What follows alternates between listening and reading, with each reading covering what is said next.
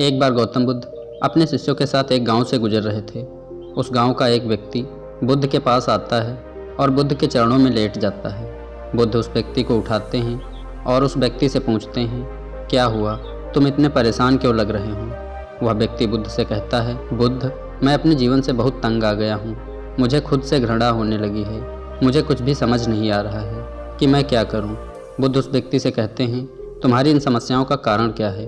वह युवक गौतम बुद्ध से कहता है, बुद्ध, मुझे बहुत सारी बुरी आदतें हैं। मैं एक बहुत बुरा इंसान हूँ।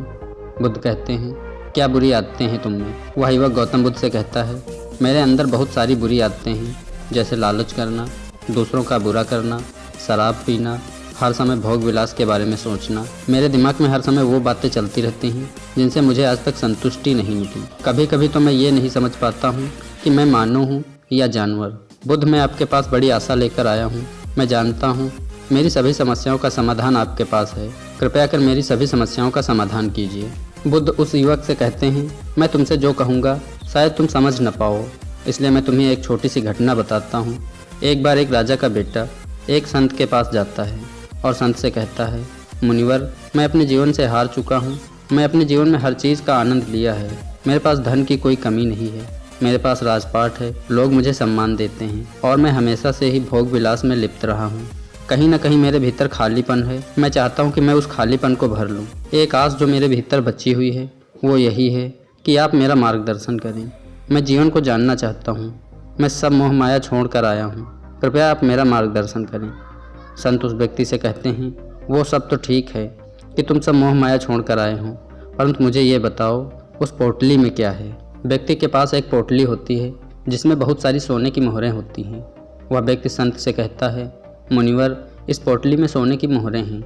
यह मोहरें मैं इसलिए लेकर आया हूँ क्योंकि यदि मेरे जीवन में कोई ख़राब समय आए तो मैं इनका उपयोग कर सकूँ। संत उस व्यक्ति से कहते हैं, इस पोटली को उठाओ और नदी में फेंक कर आओ। वह व्यक्ति उस पोटली को उठाता है और नदी के किनारे पहुँचता है। वह मोहरें उस व्यक्ति को प्रिय थे, इसलिए वह सोचता है कि सारी मोहरों को एक साथ डालने से अच्छा है कि मोहरों को एक एक करके डालूं, गिन गिन कर डालूं। तो वह पोटली खोलता है और मोहरों को नदी में एक एक करके डालता है। मोहरें बहुत ज़्यादा होती हैं जिसके कारण उसको बहुत समय लग जाता है। संत बहुत देर इंतजार करने के बाद नदी के किनारे उस व्यक्ति के पास पहुंचते हैं और व्यक्ति से कहते हैं, यह तुम क्या कर रहे हो। वह व्यक्ति संत से कहता है, आपने तो ही कहा है इन मोहरों को नदी में डाल दो, इसलिए मैं इन्हें नदी में डाल रहा हूँ। वे संत उस व्यक्ति से कहते हैं, जिस तरह से तुम इन मोहरों को नदी में डाल रहे हो उससे दो बातें सामने निकल कर आती हैं। पहले तो ये कि तुम्हें इन मोहरों से लगाव है जिसके कारण तुम इन्हें नदी में गिन गिन कर डाल रहे हो, और दूसरी बात यह है कि जो मंजिल तुम एक कदम में पूरी कर सकते थे उस मंजिल को पूरी करने में तुमने हज़ारों कदम लगा दिए। कहने का तात्पर्य यह है कि जिस काम को तुम एक बार में कर सकते थे उस काम को तुमने बहुत ज़्यादा समय दिया।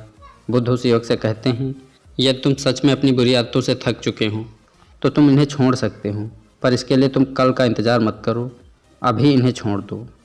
दोस्तों, बुरी आदतों की एक खासियत होती है कि यह इंसान को तुरंत मज़ा, आराम और खुशी देती हैं, जिसके कारण बुरी आदत हमारी आदत में शामिल हो जाती है।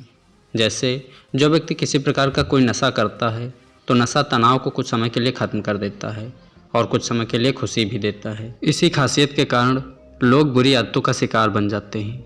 दोस्तों, यह कहानी आपको कैसी लगी कमेंट में हमें ज़रूर बताना। इस कहानी से अगर आपको कोई सीख मिली हो तो वो भी कमेंट में लिखना ना भूलें। वीडियो अच्छी लगी हो तो वीडियो को लाइक ज़रूर कर दें। आपका कीमती समय देने के लिए बहुत बहुत धन्यवाद।